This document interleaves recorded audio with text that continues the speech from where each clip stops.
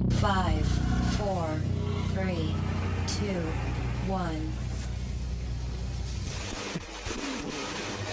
We interrupt our program to bring you this important message. A confirmed attack is taking place against the United States. Aliens from an unknown location have been reported in multiple states.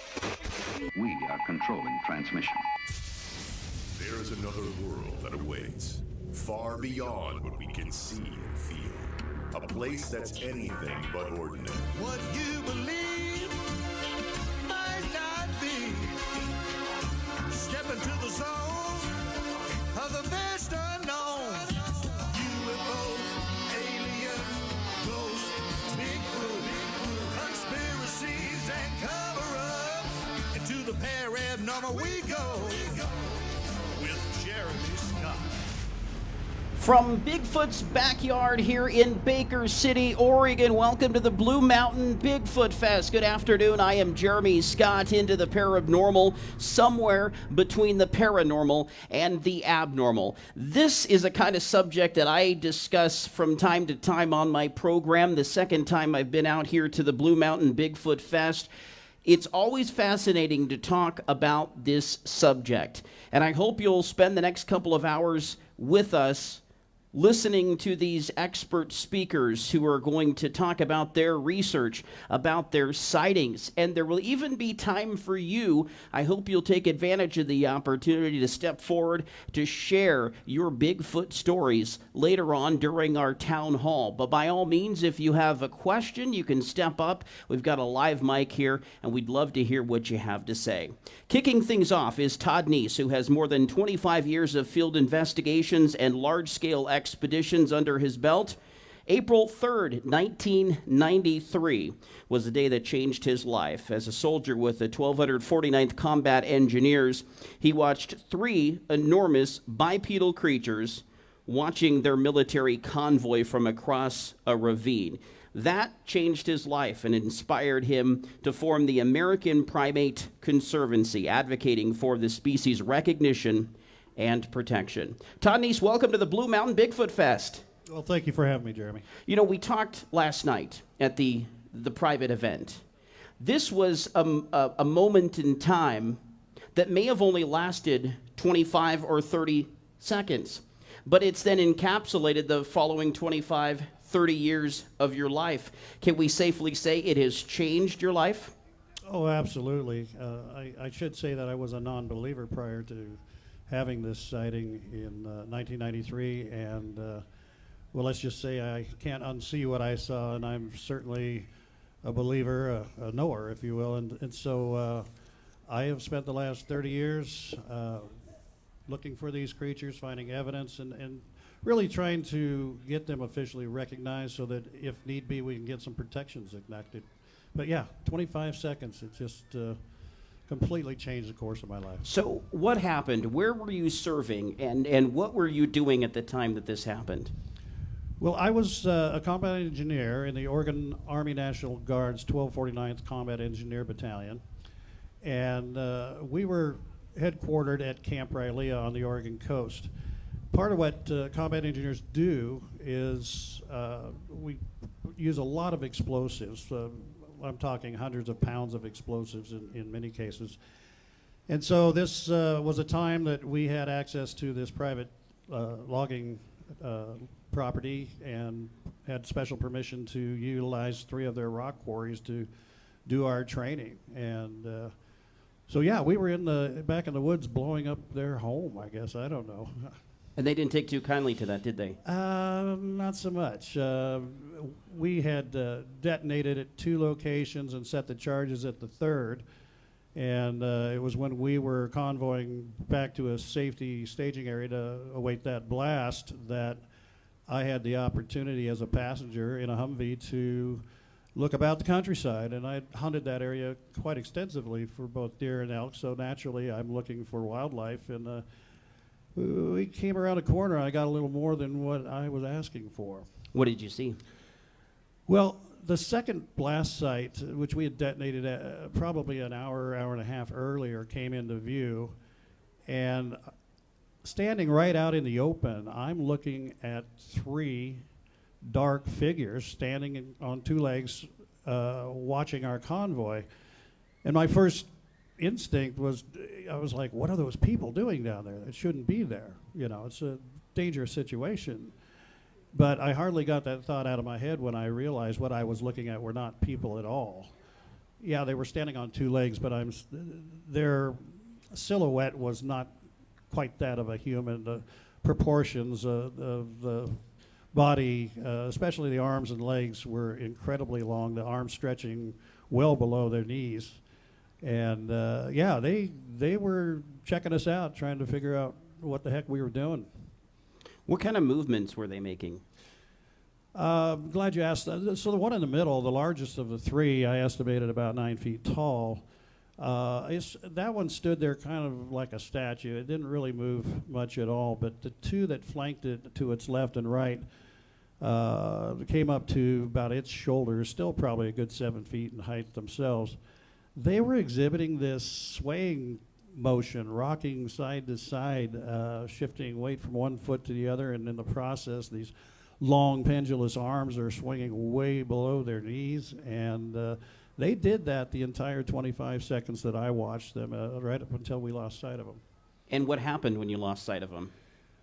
Well, as you can imagine, I just kind of collapsed back in my seat and tried to wrap my head around what I just saw. And so many things are flooding through your mind at the time. You know, I just saw something scientifically, historically important, but what can I do about it? Who's going to listen to me? Yeah. You know, it's the same kind of thing most eyewitnesses go through, and more to the point, how can you prove it? But just the same, I'm thinking these thoughts as we roll down into the staging area to await that explosion, and I just instinctively jogged back up in the direction we came from. Going in pursuit of these creatures? I was hoping to get another view of them, for sure. Unfortunately, I could only go so far as I was inside of the unit view per our SOP. So I went as far as I dared. I couldn't see them, but then interesting thing happened. Somebody called out my name, and I looked to my right, and here comes Sergeant Martin. And he asked me what I was looking at, and I dropped my hand to my side, and I said, nothing. And he continued on up to where I was. And I remember he took a drag off his cigarette, and he turned his head left and right to make sure nobody else was within earshot, and he said, I don't suppose you saw what I saw down at that second blast site. Well, you can imagine, I'm like, oh, please, God. And he went on to say, I said, I don't know, Jeff, what did you see? And he came back and said, well, I saw 3 huge, dark, hair-covered, I guess, Bigfoot. And, of course, at that point, I'm like, I saw them, too. It was interesting because I was in the National Guard at the time. We just drilled 1 weekend a month. It would be the very next drill in May of '93 that we had 2 more soldiers come forward, also admitting to have seen what Jeff and I had witnessed. Were any of you told not to discuss this? No, you know, and I get asked that quite a bit. I really didn't want to go public about it for quite some time, but eventually I did. And why? Because, you know, I really struggled with the question of what I should do with it. I mean, I worked hard for my reputation. I was not only a non-commissioned officer in the military, but I was a family man. In my day job, I was a vice president of a shipping company in Portland. And I kind of put it on a scale, and I said, you know, what are the consequences of coming forward with this? And is it worth risking my reputation to have people question my honesty or even my sanity? And so I just decided to keep it quiet. But then it was later that I kind of re-evaluated that scale, and I thought, what's more important, Todd's reputation or this amazing discovery that needs to be known? And when I put it in that context, I decided to come forward publicly. And how's that been for you? Boy, it's been a crazy 30-year trip, to be honest with you, but it's led to some amazing opportunities. I've met some fantastic people. I've had the opportunity to employ different strategies and tactics in the field, and as time goes on and more technology comes around, to try to kind of think outside the box. And it's, I tell people, it's kind of a hobby gone bad, but you know what, I'd never trade it for anything. Yeah. Did you find tracks in the area where these creatures were?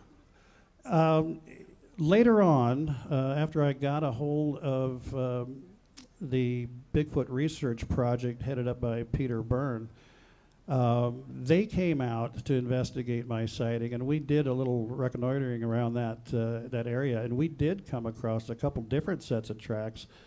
And interestingly, the largest track I ever found, Peter and I both discovered it, and a second track for the opposite foot, measuring a whopping 21 inches long. Wow.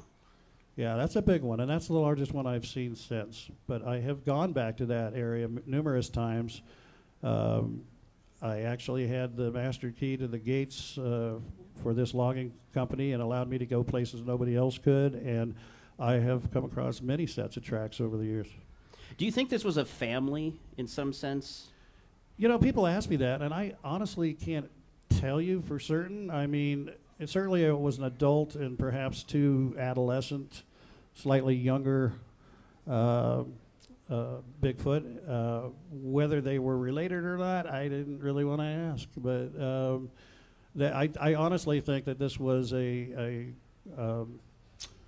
kind of a detail that they were chosen to go and come check us out as a kind of a team, if you will. But I was not close enough to make out facial characteristics or gender, so I could not really answer that as far as family. So what does your research look like present day? Present day, well, over the years I've put on several expeditions, and there's a difference in research between expeditions and investigations, I should point out. Investigations are spontaneous. When you get a call in the middle of the night that somebody had seen something, then we get in touch with them and arrange to go back to that area. Expeditions are planned well in advance and take a lot of logistical planning, as you can imagine. The last big one I did was in 2016. I decided to approach this search from the ocean, if you will. I got together really a dream team of researchers, Ron Moorhead, Tom Steenberg, and 3 or 4 others, and we went up to Canada and took a 50-foot trawler about 70 miles north of Campbell River and investigated about 6 different islands in a week, looking for evidence, because we had heard from native lore that they do come out to the beaches a certain time of year, usually late September, early October, and dig up clams and cockles and mussels. And they've been seen by the Native Americans for thousands of years. So we kind of jumped on that. I euphemistically called it Operation Sea Monkey. We had an amazing adventure. We would stay up around the clock, monitoring the beaches at night with thermal imagers, and didn't quite get the Holy Grail, but you know, it was some good training, good practice. We did find some questionable evidence on shore, but we were really hoping for that Holy Grail. All right, we got to take a quick break, but we'll be back in just a couple of moments with Todd Neiss. He is the founder and president of the American Primate Conservancy from the Blue Mountain Bigfoot Fest in Baker City, Oregon. Into the Parabnormal.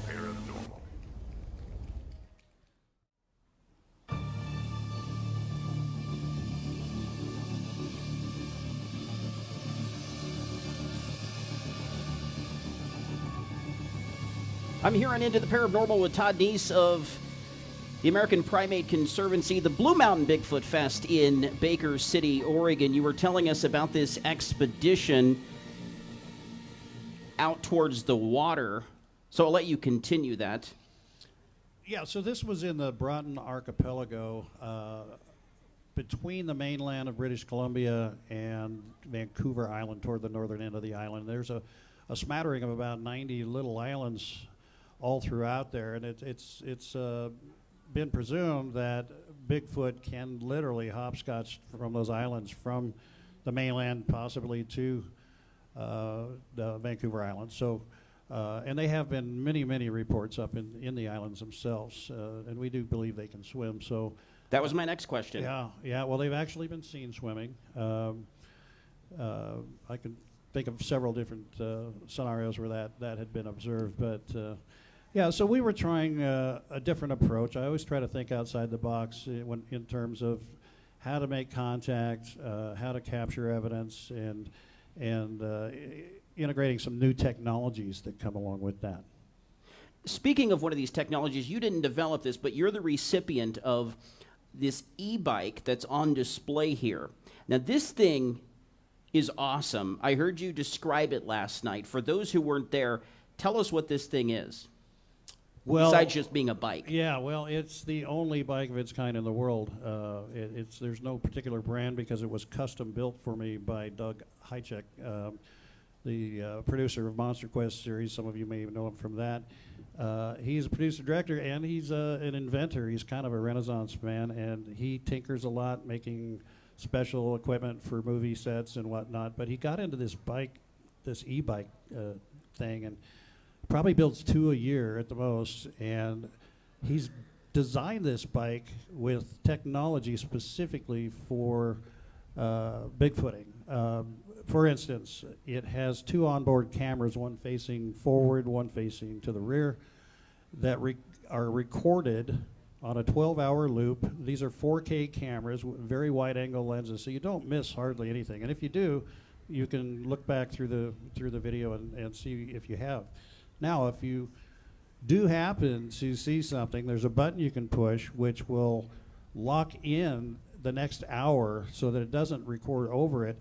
But not only that, it also locks in the hour previous to that. So you've got a 2-hour locked-in video before and after the event that you might have seen. So that's kind of cool. And then when night comes, they revert to night vision cameras, and these are full-color 4K cameras. And there's a monitor on the handlebars where, say you are traveling at night without your lights on, you can literally see the road ahead of you on the screen on your handlebars. You can do a split screen, you can see both front and back. It's pretty cool technology. But of course the biggest advantage here is the stealth that the bike brings to it. It's got these big 4-inch tires that really muffle gravel and dirt pretty efficiently, so you could really get up on animals. I've only played with it a little bit in more of a rural setting, but I've gotten right up behind people and dogs without them even knowing I'm there, and that's kind of the point of it. So, but it has a ton of features that no other bike has. It's an extremely powerful motor, the most powerful one out there. It has the longest battery range. You know, it can go up to like 90 miles on one charge. So I went a couple weeks ago back to Minnesota to personally pick it up, and I'm looking forward to getting it out in the woods. This thing, one day, besides finding a body, might be the most conclusive evidence we ever have on Bigfoot. We'll talk more with Todd Neiss later on during our Bigfoot Town Hall. Thanks, Todd. Thank you. And we'll have more live from the Blue Mountain Bigfoot Fest in Baker City right after this.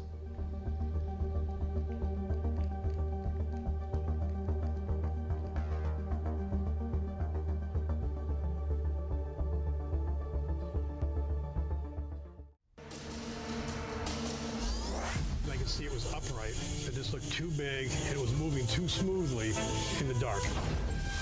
There's probably a lot more evidence than people realize.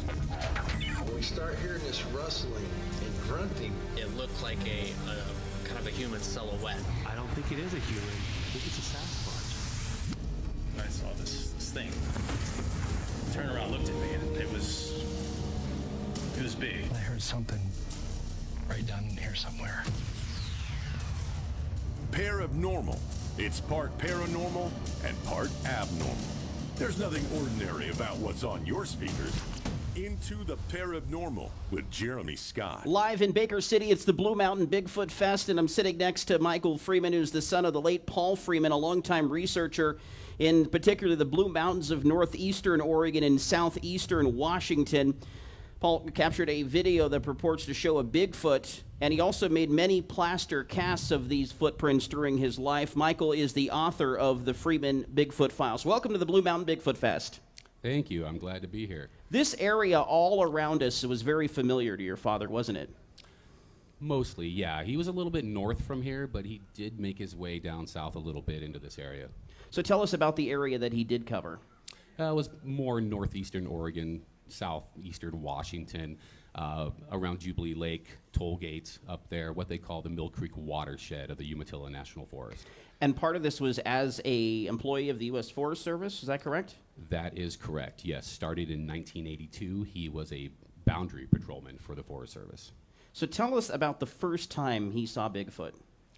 Well, the first time he saw Bigfoot was June 10th, 1982, and he was working for the Forest Service. He happened to be on patrol that day and was on foot following a herd of elk off of Tiger Canyon Road, which is right outside of Walla Walla, Washington. And he came around an S-curve about 3/4 of a mile in as he was walking on foot and came face to face with what he would later call an 8-foot-tall prehistoric man. Did he give any sort of description? Those are the physical features, how it moved, that sort of thing? Yeah, it was dark brown in color. He figured it was about 8 feet tall. Now, he was close enough to see the hair on its neck and its shoulders stand up like a dog will do on their hackles, and he was close enough to see its stomach muscles moving. One thing he did comment, was that it looked to him as a prehistoric man, but more fully covered in hair, and it had feet and hands like we do. And one of the most compelling descriptions we have from him is as he watched it walk about 250 to 300 yards, it never once straightened its legs out. It leaned forward and walked with bent knees the entire time. Now, you were a pretty young kid when this happened, right? I was 5 years old. So you didn't go Bigfooting with your dad? Not for another 5 years. But you heard about these stories after the long weekends, right? Well, of course I did. Yeah, I mean, it was talk around the house, and there was always media there, and other Bigfoot people like Grover Krantz and Renata Hinden were at the house all the time. And so I was familiar with it, but I wasn't active with it until I was about 10 in 1987. And so you went on an expedition or an excursion with your father? I've been on a few. Was there a point in time where something happened to your father where he lost some of his credibility, maybe was demoted? I mean, he's been discredited or tried to by many people over the years. And that's partially the reason that you're sitting here today, is because you're here to get the real story out. That is correct, yeah. There's a lot of misinformation about my dad out there, and there's a lot of information that's just not correct, and not just slanderous or anything like that, but just incorrect dates, incorrect locations, things like that I'm trying to correct, of course. But there's also the fact that on multiple occasions he was discredited, starting in 1982 with the United States Forest Service, who flat out did not want him talking about Bigfoot. Is this the same agency that used Bigfoot in some of its marketing campaigns? They do, I believe. So how did that affect the family? It's hard. It's hard to pick up the newspaper and, to read that, they think your dad is lying. It's hard to pick up the newspaper and read that the Forest Service is stating that he was intoxicated on the job, which he was not. He was not much of a drinker at all. He was not a drug user. It's hard to have people say that your dad's crazy or a liar, and, it's hard to have your house vandalized, which we did on a couple of occasions, and have crank phone calls and things like that go on in a small town at that point in time. You think these were just juveniles, locals, or do you think it was some coordinated effort by the higher-ups?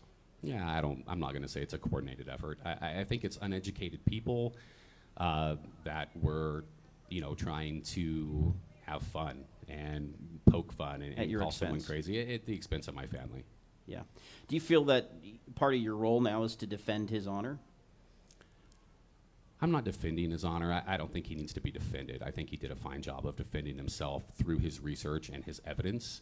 But I think my role now, at least part of it, is to make sure that correct information is being, spread about him, and getting rid of false information.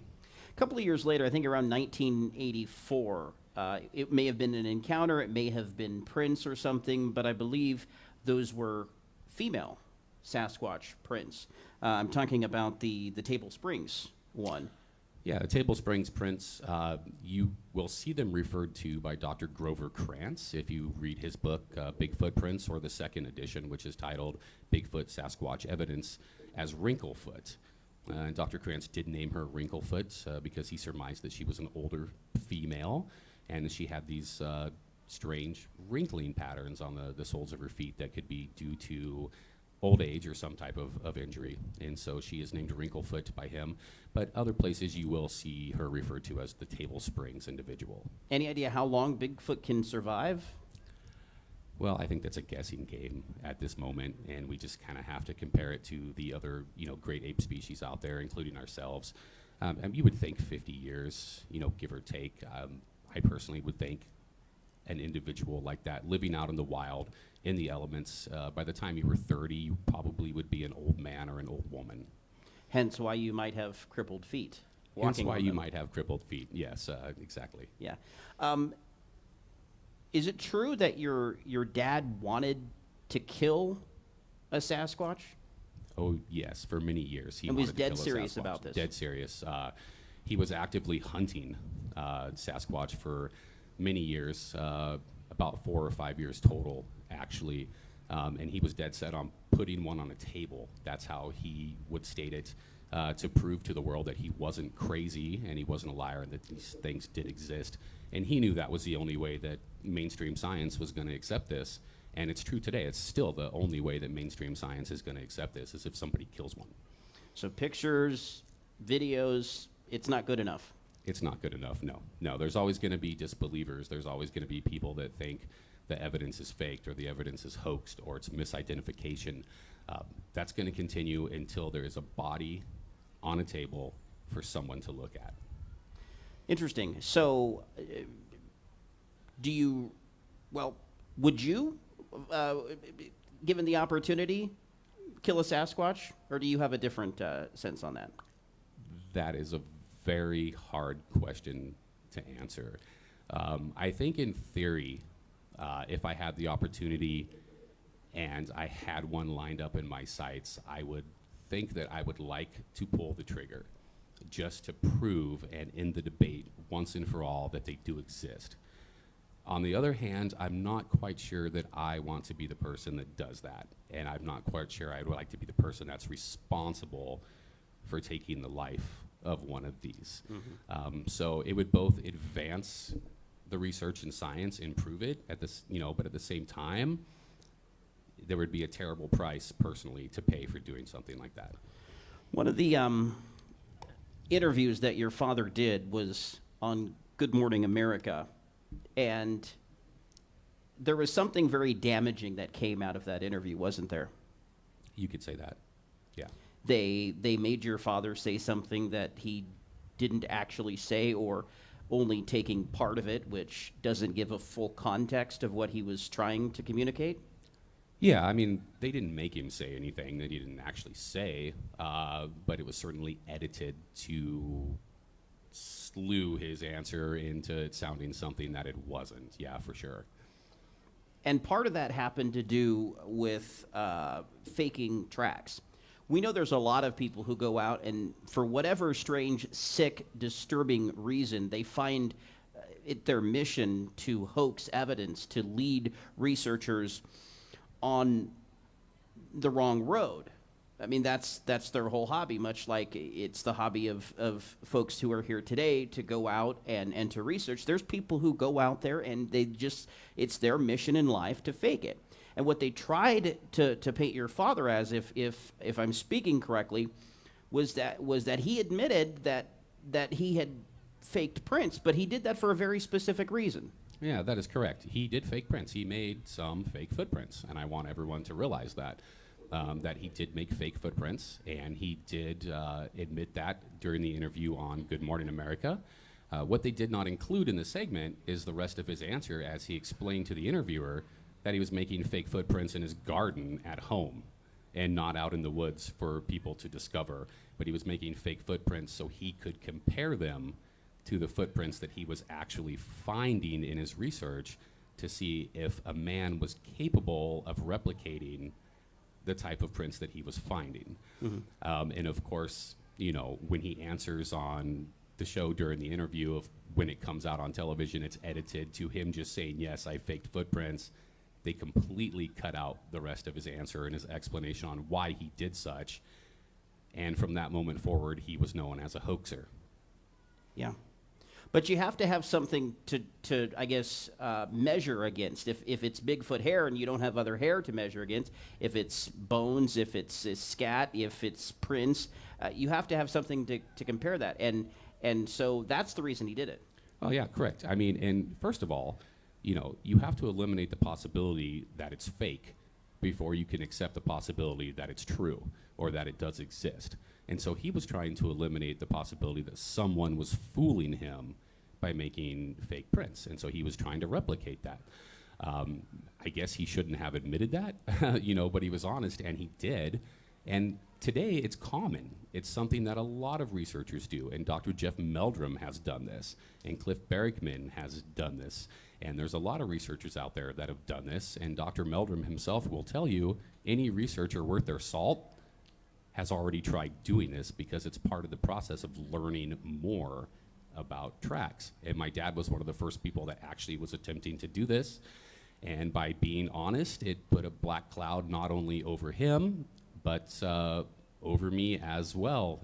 30 years later, here we are, 40 years almost, I guess. And I'm still trying to set the record straight on that. So how did he do that? And then expand, how could that be used by people who want to create fake footprints? I mean, how is it done? I believe in his instance, he just jigsawed out some feet out of wood and tried to strap them on and was stomping around in the garden. That's what he was attempting to do. Hoaxers have a lot of different ways that they try to hoax evidence and prints. Some of them are quite good at it and have even fooled some of our more intelligent researchers, in the last 10 years for a short period of time. So, I mean, it is something that can be done. I think it's something that should be done for scientific purposes. I certainly don't think it's something that should be done because you want to prove that the people that believe in Bigfoot are wrong and you want to make them look stupid. Yeah. That puts a bad name not only over yourself, but it taints all the actual legitimate research that's been done, and it puts it all in a bad light, and it sets everybody back 20 years in the advancement of the research. And fake prints lack a lot. Number one, they're very rigid. They don't have natural curves to them. They also, you were explaining this to actually some kids earlier. They lack the dermal ridges that we have on our fingertips and evidently on our toes as well.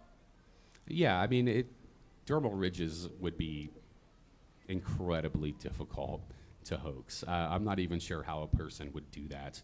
As a matter of fact, the set of prints my dad found in '82 that we call the dermals that do show the dermatoglyphics on them, they were examined by over 40 law enforcement and FBI experts and fingerprint experts as well.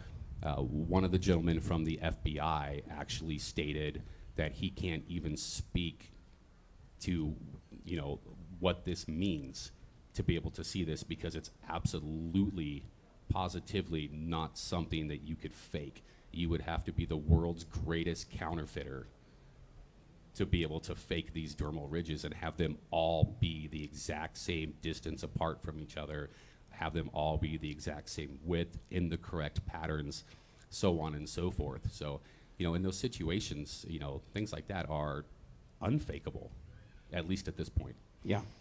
Based on based on the technology that's available today. Well, certainly based on the technology that was available in 1982. That's true. When these particular prints were found, and I'm sure maybe it's a bit easier today, but when you take it all into account, and you're not just looking at, the dermatoglyphics, but you're looking at the mid-tarsal pressure ridge, you're looking at toe splay and dorsiflexion, where the toes can actually flex upwards, and you take all that into account, you would have to have a fake foot that was capable of independent movement on its own as you're making these tracks to make them legitimate. We'll continue with Michael Freeman from the Blue Mountain Bigfoot Fest in just a moment. Into the paranormal.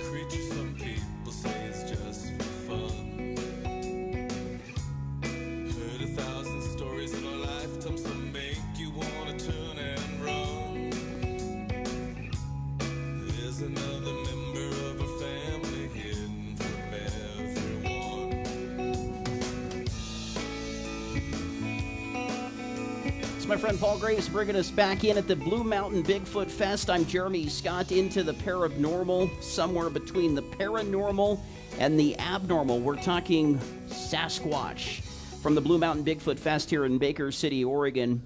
Michael Freeman is my guest, the son of the late Paul Freeman, author of the Freeman Bigfoot Files, and you were talking about, faking footprints. Anything else you wanted to say on that?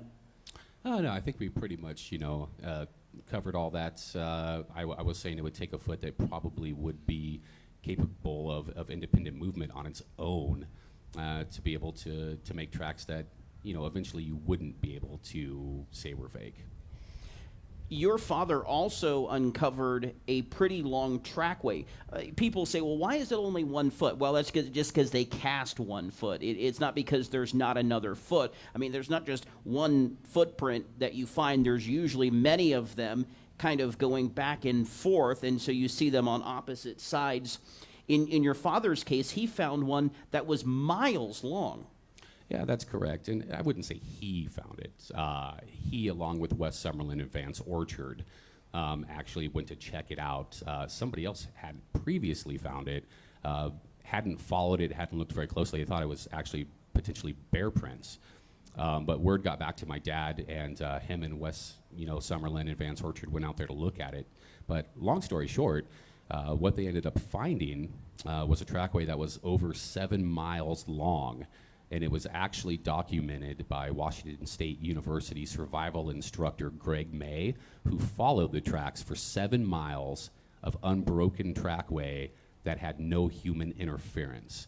And he estimated that at 10,000 footprints that were left through multiple wheat fields, eventually leading into higher ground that became too rocky to leave prints. And my dad was not the only one to cast those. They were actually cast by about 12 different people over the course of months. And so if somebody were, that's not something that can be done overnight. If you were to put those, that's a lot of work. That would be a lot of work, I would think. 7 miles of trying to hoax prints and a set of stompers through some farmer's wheat field, without leaving a trace of yourself and without anyone seeing you. And again, this was January 14th, 1991. This was in winter, and the ground was still partially frozen. And so you'd be battling with that as well. If I've ever seen a trackway that was utterly unfakeable, that would probably be it. I was very, very fascinated when you showed the Freeman film, which has been recently, I guess, redigitized. Is that a correct way of saying it? Enhanced, yeah, using some new technology. You keep in mind the original footage in 1992 was shot on 8mm digital magnetic tape, which is like 400 pixels and just terrible. And if you try to zoom in on it, it just becomes a blob. And so it's really been a nightmare to work with. It's taken some years to get some good enhancements out of that, but we finally have some that are better, and it's certainly a new take on the film, that's for sure. And it was during that something was revealed, perhaps something that wasn't witnessed in the heat of the moment, right? Yeah, that is correct. So the film was shot in 1992, August 20th, 1992. And in the year 2000, 8 years later, Doug Hychek, and I know his name's going to come up a lot, it always does, he was reviewing this footage in his home, 3, 4 o'clock in the morning, something like that, frame by frame in slow motion, when he noticed this strange anomaly kind of in the background of the film. And he decided to take a closer look at that.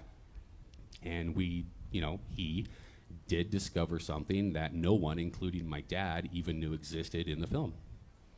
Which was? A baby. A baby wrapping itself around the taller Bigfoot. What you see in the footage is what appears to be an adult Sasquatch lift and pick up a baby, which has articulating legs and feet and a head that wraps its legs around what I'm assuming is the mother. Of course, we don't know for sure. And it appears from that point to climb onto her back. Michael Freeman, we'll talk to you a little bit later on for the town hall. Thank you so much. Thank More you to come again. from the Blue Mountain Bigfoot Fest in Baker City, Oregon, right after this.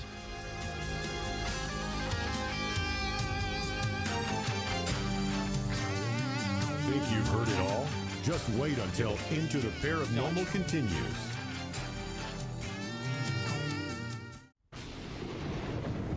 There's a parallel universe, a veil that separates us from all we perceive. True reality. Open the gate, let the truth be known. It's more than meets the eye, we're not alone. Into the paranormal. Into the paranormal. Into the paranormal. Crossover. The truth is far more abnormal than we want to believe. You're headed somewhere between abnormal and paranormal. Into the paranormal. Yeah, ain't that right? You know, the truth is far more abnormal. It's easier to say something didn't happen, that something isn't real, than it is to investigate that. Investigating it actually takes work. It takes many, many weekends, years of dedication, a lot of sweat equity, and a lot of money, right? A lot of money. Scot Violette here from Squatch America. Let's give him a round of applause because he and his wife Hannah and their wonderful volunteers are who put together the Blue Mountain Bigfoot Fest. Boy, I didn't think we were ever going to make it back here. Yeah, I know. Something happened a couple of years ago. We were planning to do the second annual. We had to wait 4 years to get back here. Boy, talk about this year's event and how successful it's been and how the community has really come together to support it. Oh, it's been great. Actually, we after the last one we did, of course, you know what happened, but we actually hit the road for a while, and then we weren't planning on coming back, and the community called us up and said, hey, we want to do this again. So we made our way back to Oregon and stepped in, and we had a lot of great volunteers from the community who helped us put this together while we were on the road doing other shows. And it was really exciting to see this all come back together. Now, when we were here last time, you were Squatch Oregon. Now you're Squatch America because you literally take your rig all around the country to investigate Bigfoot sightings. Yeah, we do. Yeah, this happened like back in the pandemic era. We decided to leave this area here and just follow up reports. We put up a website, and what had happened is I had the website called Blue Mountain Bigfoot Research, and people would submit reports to our website. Well, we started getting reports from Maine, you know, and Montana and Texas, and so we thought, well, why don't we just go national with this and cover those reports too instead of just the Pacific Northwest? And so you have other individuals who help you out with some of these cases? Yeah, we now have a network of over 30 investigators across the nation. That's part of our organization that helps us follow up on these reports. What's the latest that you received? I know you've gotten quite a few here at the Bigfoot Fest, but tell us about one of the recent investigations you went on. One that we have went on is, I guess the most recent one is we actually were in Cottage Grove, Oregon, and we got a report from none other than the Army Corps of Engineers park ranger called me, which was kind of odd. For Really? The Army Corps of Engineers suddenly interested in Bigfoot? You don't say. Yeah, it was really interesting. The park ranger at Cottage Grove Reservoir called us up and said, hey, we've got footprints down here by the dam. Would you like to come check them out? And so we did. What'd you find? Oh, we found a trackway on a gravel road, nonetheless, which is really kind of hard to do, to put 2-inch deep tracks in a gravel road. We found 3 castable prints in the gravel that was 16 inches long and over 30 inches apart. And gravel moves a lot easier. It kind of shifts and slides. Dirt, not so much. So that was a pretty unique find. It's pretty rare, isn't it? Yeah, it is in gravel roads. It was, of course, this was in March, so it was still pretty wet. So, and this road wasn't used a whole lot, so it did have a little give to it. But what was really interesting is this trackway that we found was also right next to what's known as the London trackway was found 12 years ago by Cliff Barrickman from the Finding Bigfoot show. And he found, I think there was over 150 prints, but he had actually cast like 120 of them in that area. And so that was 12 years ago. And then for us to find prints in the same area was really interesting. So I called him up, and we actually cast our prints and took them to his museum, and we compared ours with his, and they matched exactly. And how many did you find? We found 4. 4. Because it was in a gravel road. Yeah. And then what, veered off maybe the road, or they were washed away or something? Yeah, it was the winter. It was still snowing, actually, when raining and snowing, and it had went off the road into high grassy area and over some whole pile of logs and stuff. So we didn't know exactly where the trackway went after it got off the road. But the interesting thing is, we heard Michael, you guys talking earlier about hoaxing. We believe that the tracks that we found were actually hoaxed.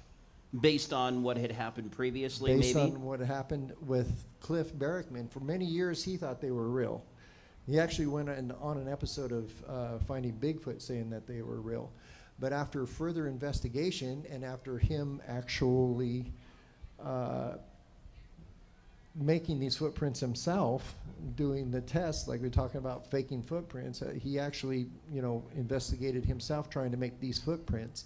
And they discovered from basically the morphology of the print and how it had stomped into the ground, and where it didn't bend in the middle like normal Bigfoot tracks do, it bent on the toes.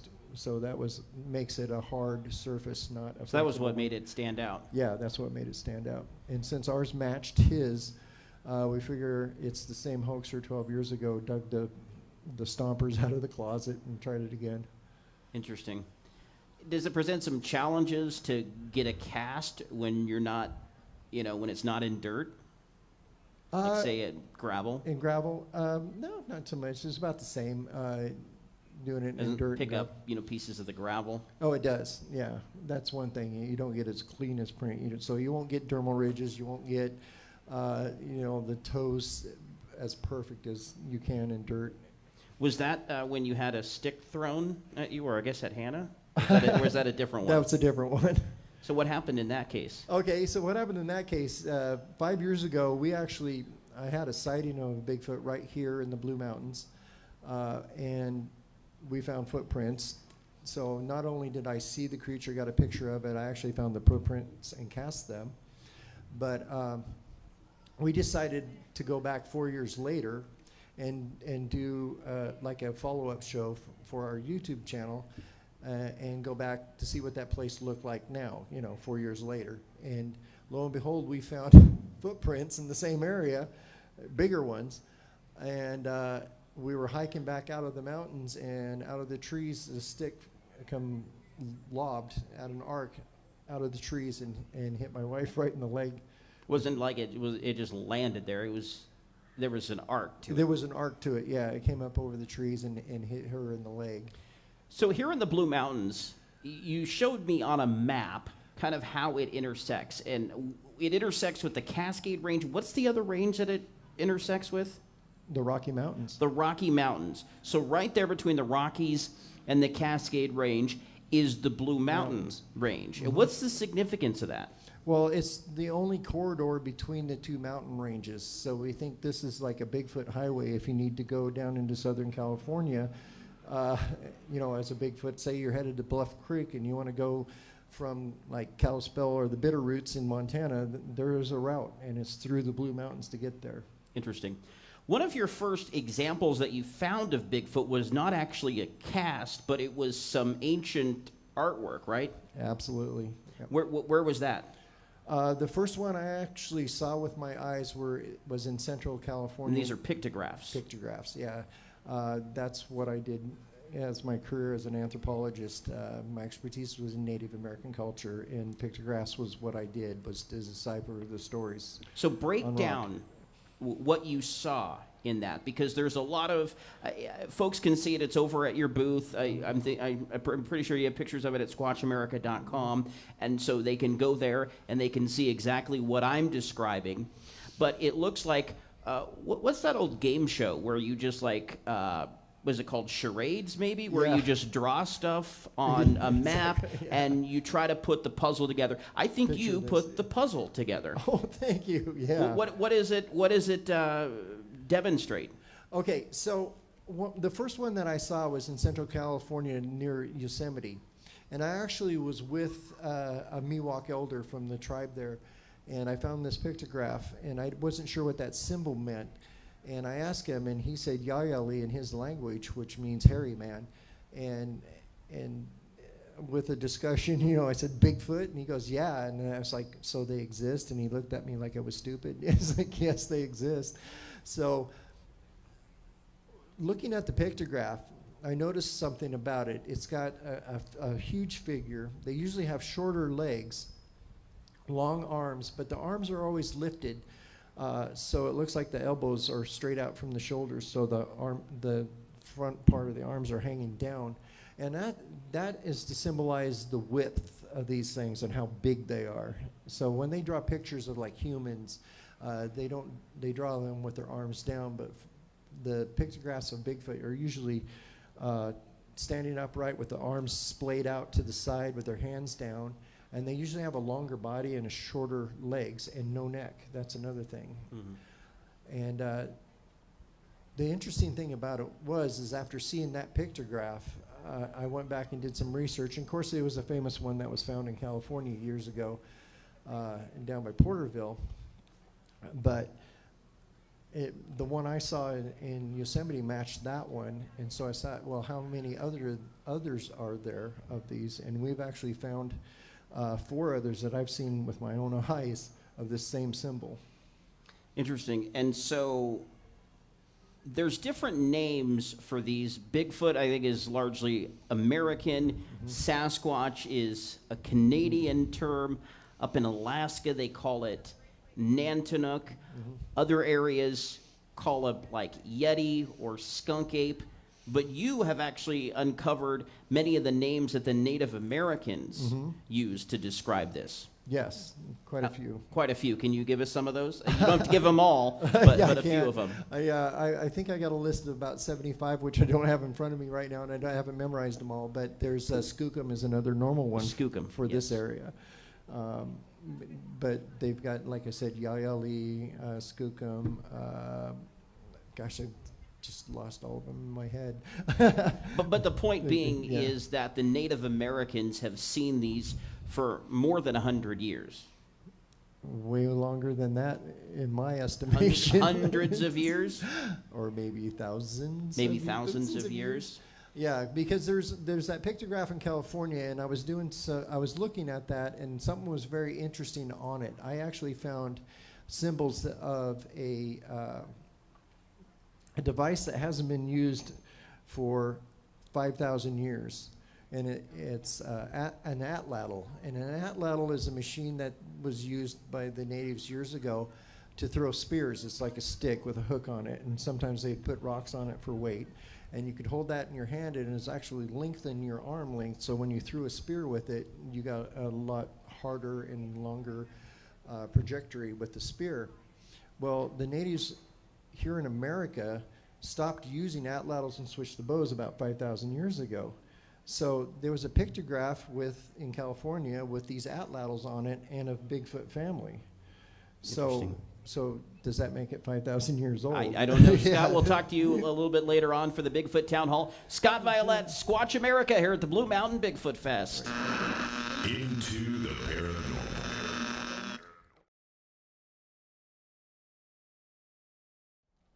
All right. How's everybody doing this afternoon? You feeling squatchy? Squatchy. So late in the afternoon, but what a beautiful day here in Baker City. I don't think we could have asked for better weather, right, Scott?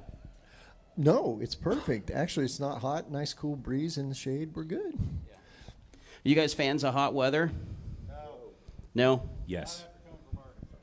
No, says Todd. Yes, says Michael. Well, welcome. By now, you know who all of these gentlemen sitting to my right are. Scot Violette with Scotch America, Todd Neiss, and Michael Freeman. And we're here to talk about your Bigfoot stories.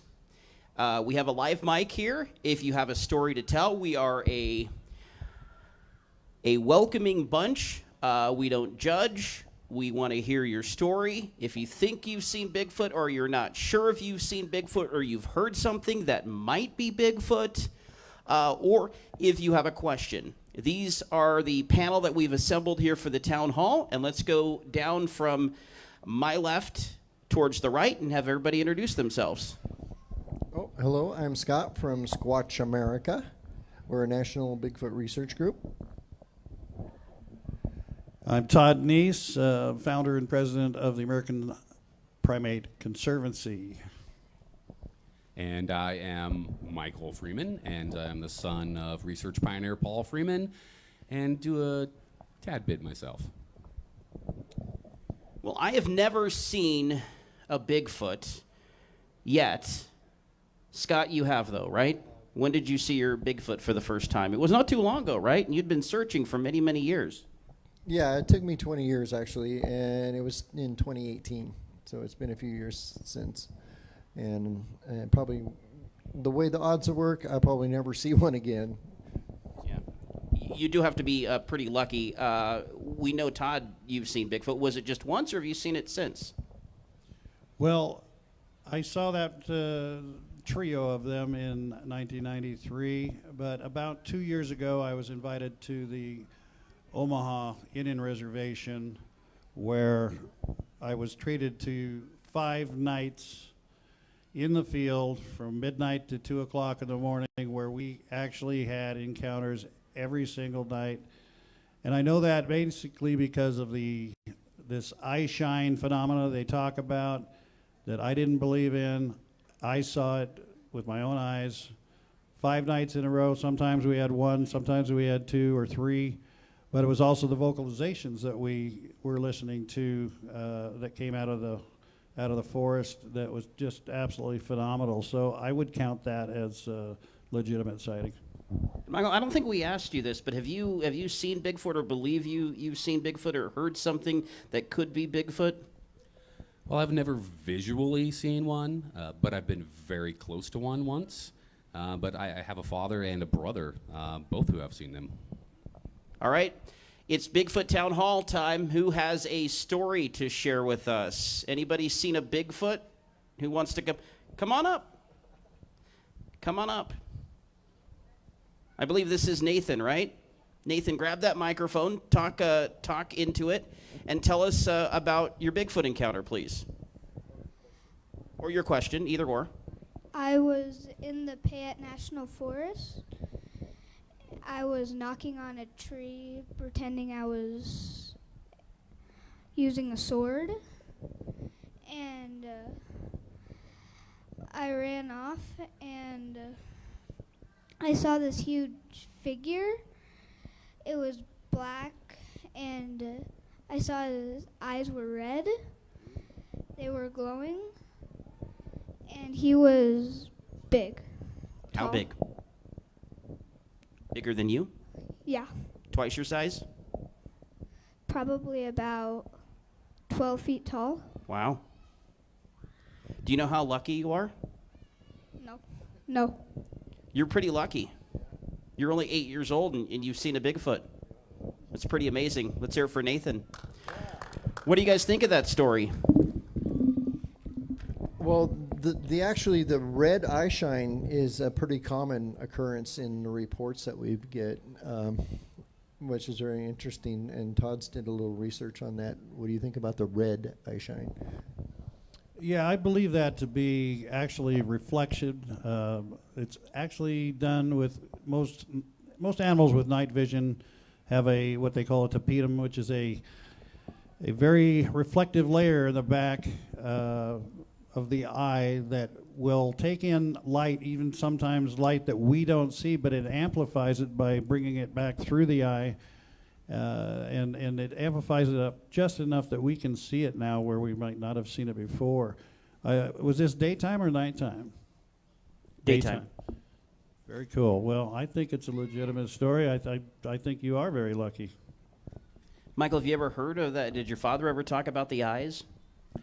Yeah, there's some accounts of some eye shine. Not that he ever witnessed, but there was a time period when he was interviewing other people or talking to other witnesses, and we have some accounts of people reporting eye shine as well. As far as Nathan here is concerned, I grew up in a Bigfooting family and have been involved in this my entire life, and I'm a little jealous. So maybe next time I go anywhere, I'm going to take you with me. I like it. All right, who's next? Bigfoot stories? Anybody? Nobody? Nobody's seen a Bigfoot? But you believe it's real, right? That's why you're here. All right, raise a hand. How many think this is flesh and blood? How many think it's supernatural? Really? I'm the only one? Okay, the rest of you, you don't know. Put your hands up. That's okay. That's okay. Todd, explain the term superparafragilistic.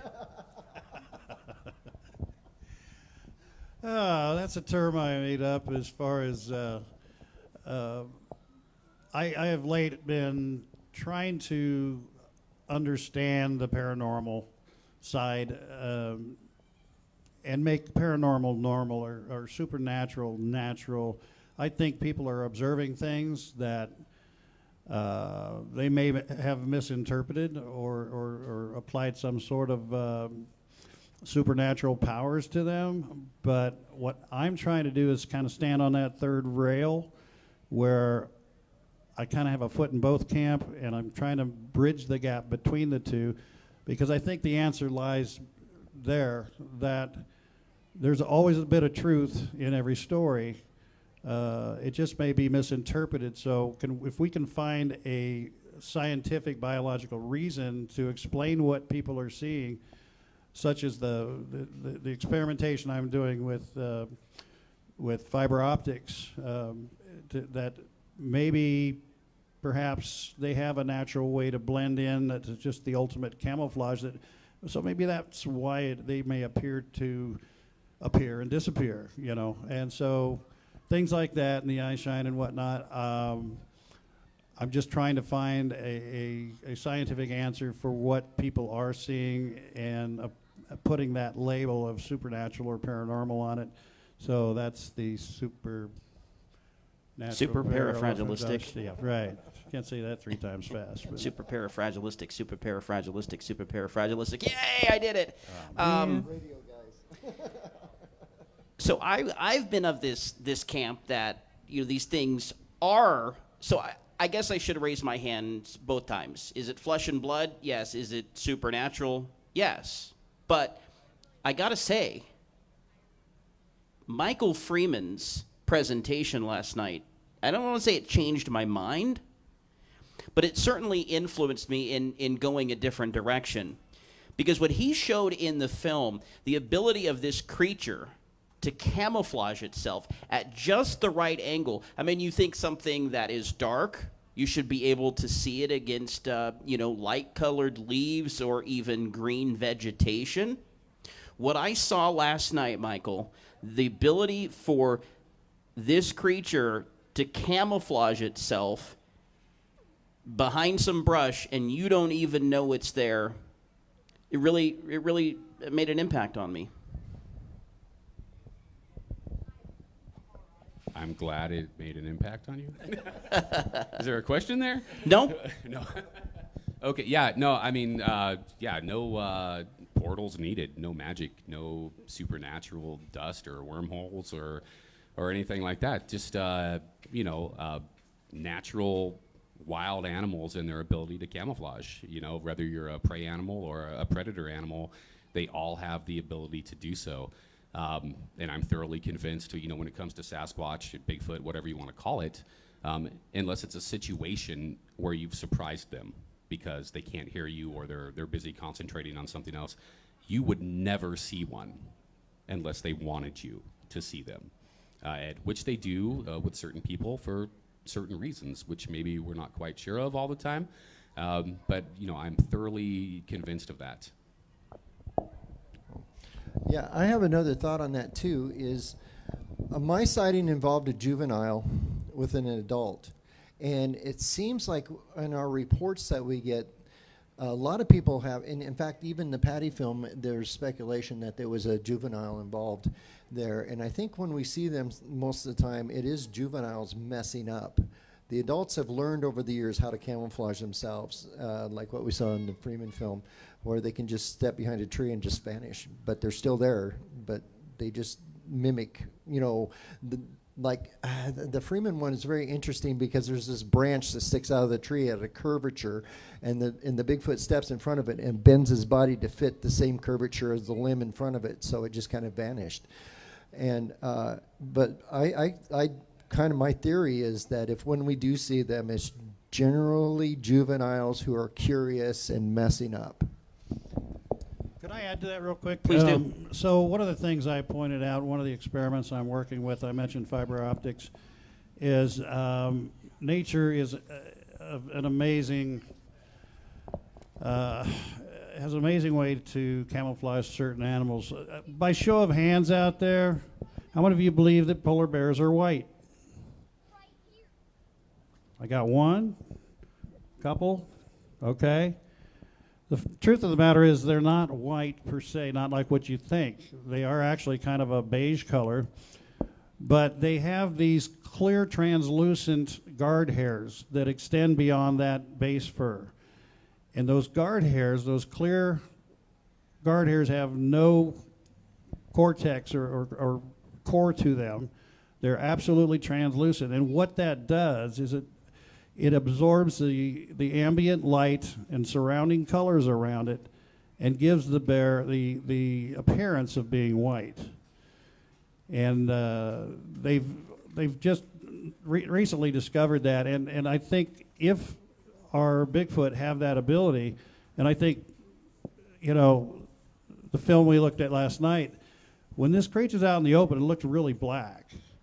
But when it got into this really dark olive green section of the brush, you can almost see the coat of that animal match that dark green, whereas before it was black.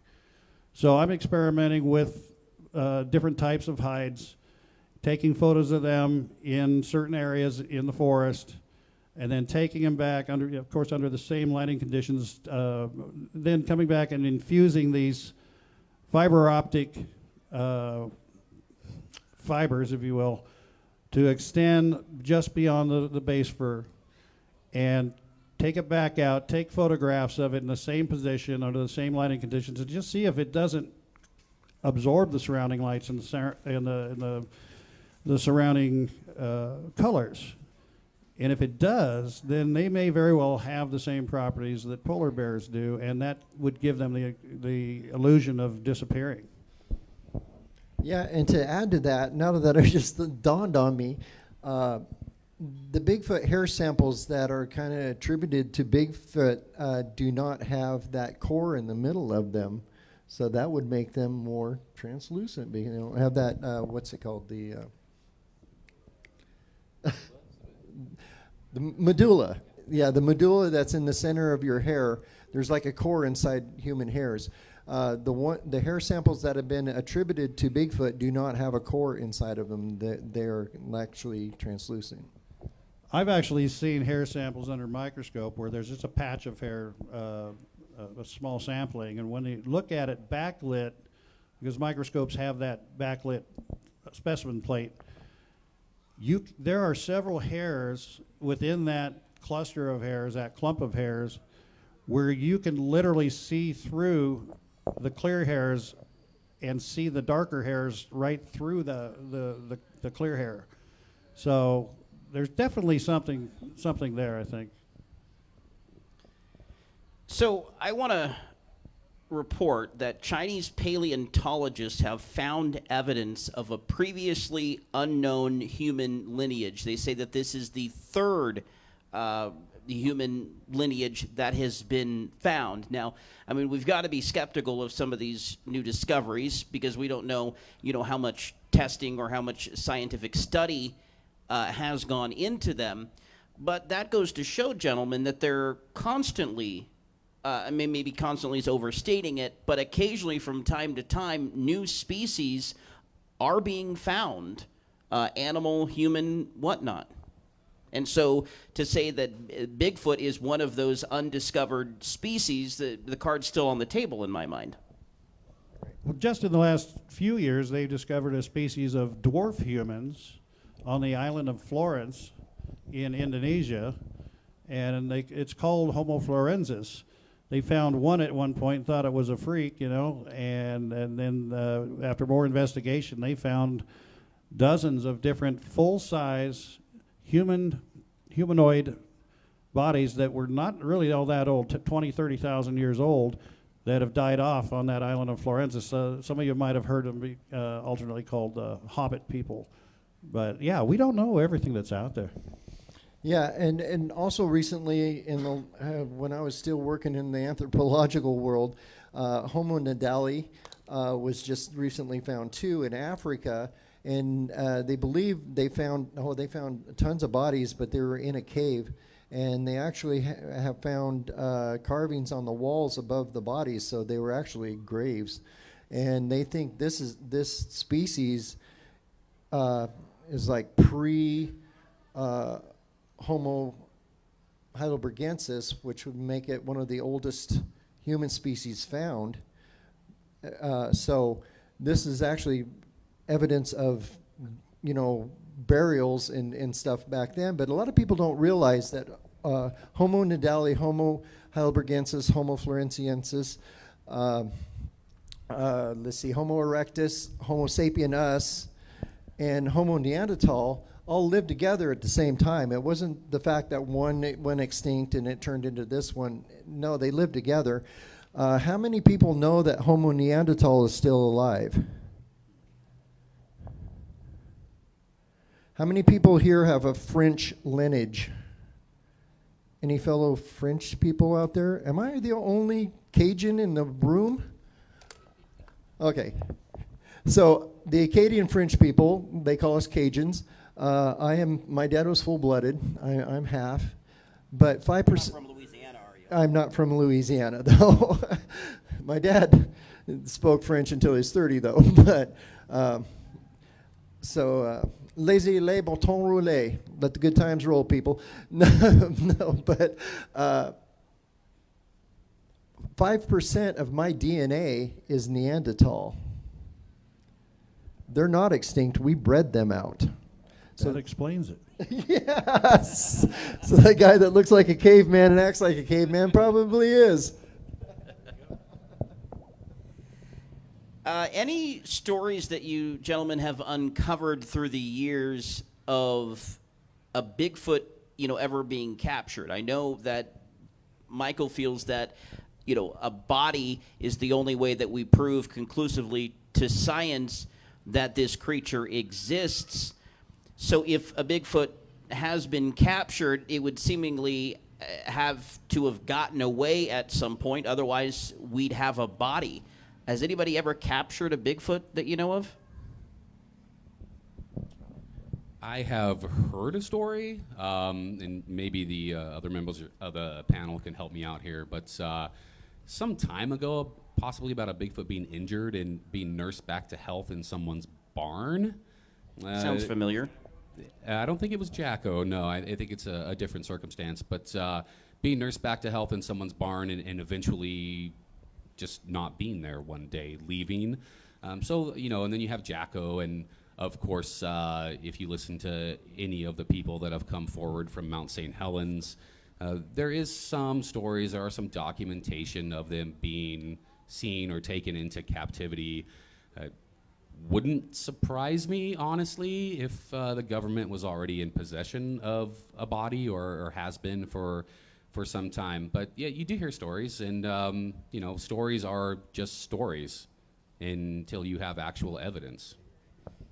Anybody have a story, question, or comment you'd like to bring up to the panel here? We have Scot Violette, Todd Neiss, Michael Freeman. Now is your time. If you've ever wanted to ask a Bigfoot researcher or experiencer a question, if you have a comment on this phenomenon, you want to share a story, we've got a live mic up here for you to do so. How common are trackways? I guess this is a question for those who go out commonly and look for this stuff. One of the common questions is, well, why is there only one, footprint? Well, it's not just that there's one, it's just that there was only one that was cast. We've heard of, trackways miles long. Scott's picked some of these up. Michael's dad has seen one of these. I mean, how common are more than one footprints? I personally have only found one trackway that I consider legitimate. In the year 2000, investigating an encounter at Detroit Lake. Some of you probably are aware of it, just east of Salem. I was following up on an encounter that a couple of ladies had, was able to get on scene within about 16 hours. We not only found a trackway, we found a pathway and a bed where we believe it was lying, and it actually collected some scat too, which I did have analyzed by a primatologist by the name of Dr. Henner Fehrenbach. But this trackway I found was in a cut bank where they had just recently cut a road in, and so when you're cutting a road on a slope like this, you leave a real tall wall on one side of that cut, and I observed some indentations that were higher than my head and very steep, so I actually needed to grab take a stick and use it as a staff to climb up to where it was, and I looked down, and you would have thought an elephant had stepped there, except it was a human-shaped foot, and I looked to my right, and there were 4 or 5 more tracks that led back down to this newly cut road that I was in. And then I looked to my left, and there was another 4 or 5 tracks that led back to the road. So it appeared that this creature had very recently climbed up on that cut high enough just to look over the bench there, and then worked its way right back down to the road. But trackways are very difficult to find, and a lot of it depends on the substrate, because they may be stepping in a spot where the substrate might be sand or mud, dust or whatever, and then the next step may land on some rocks or some logs or what have you, so they're not as easy to find as you might think. Hi, welcome to the Blue Mountain Bigfoot Fest. What's your name and where are you from? My name's Natalie, and I am from Payette, Idaho. Welcome. Do you have a question or comment or a story for us? I actually have a question. It's kind of a twofer. I'm really curious.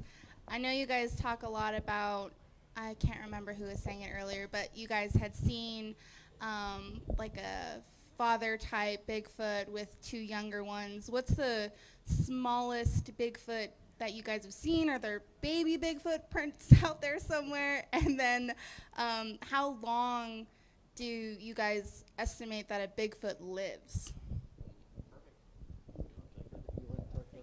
Yeah, I'll take that to start, since my father has the footage of a baby. Yeah, they're certainly out there. We don't know the exact height of the adult in the footage, but the baby looks to be most likely probably about 3 feet at most, I would say. We also have some juvenile tracks that come from the Blue Mountains that range from between 6 to 8 inches. And so, they do come in all shapes and sizes. They do grow up. They are born, babies at some point, probably a bit larger than we are when we're children. But yeah, we do have evidence of young ones. Scott's probably got some evidence of a young one, or at least in your encounter, there was a juvenile there as well. Yeah, we got a 9-inch footprint from a juvenile, the one that I saw. But I remember seeing, doesn't Shane Corson have like a 2 or 3 inch track? You ever seen his?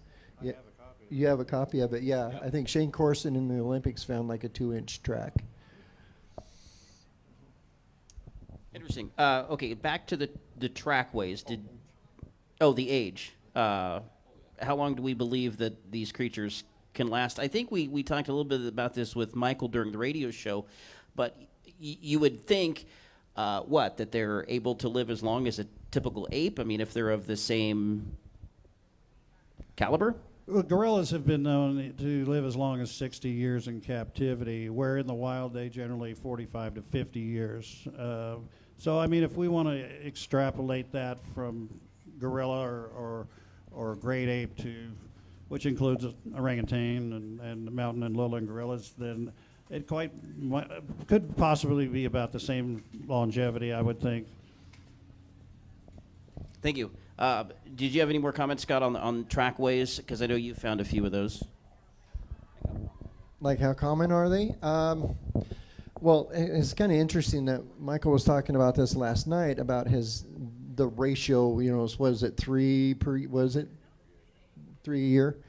Oh yeah, 3 casts a year. Which is really interesting to me. I have a little bit of an advantage because we have a national website and people submit reports to us all the time. So I actually have a little more of a input coming into us to tell us where these things are. But I typically find footprints maybe once a year. I will find a footprint somewhere. I haven't been able to cast a lot of them because some of them are on such steep inclines that it's impossible. But and you know, some of them are old or whatever, but generally about once a year I will find a footprint somewhere. So Michael, give us an indication. Did your father find more than one trackway in his years? Yeah, there were a few trackways found. A lot of times it's individual prints. I mean, every print you find is a trackway, right? It's just you can't see all the other footprints always, right. But they didn't drop out of the sky. Right. You know, so there's some type of disturbance somewhere. It's just we don't always see it. We're not always capable of following that. But yeah, I mean, there were a couple of major trackways found. One in 1991 that we talked about on the radio, what they call a 7-mile trackway. And one in 1995 in the same general location that was about a couple miles, long as well. Nothing before or after that even matches that length whatsoever. Normally, you're looking at 1, maybe 2 or 3 tracks if you're lucky to be able to see them and find them. But just like us walking around, we walk in the grass here. We're not going to leave footprint indentations. And even if you're 400 or 500 pounds, you're not going to leave footprint indentations. You have to have the right substrate to leave a print that is visible and recognizable. Or if we walked on this cement while it was still wet for a couple feet and then we went into the grass, well, the tracks are going to end there. Hi, you have a question or comment for the panel? Did you or say story? You wanted a secondhand story? Yes, please. Okay. Back in the 70s, mid-70s, my uncle saw one. We used to live in Springfield, Oregon, and I don't know, maybe 30 miles from our house on Mount Nebo.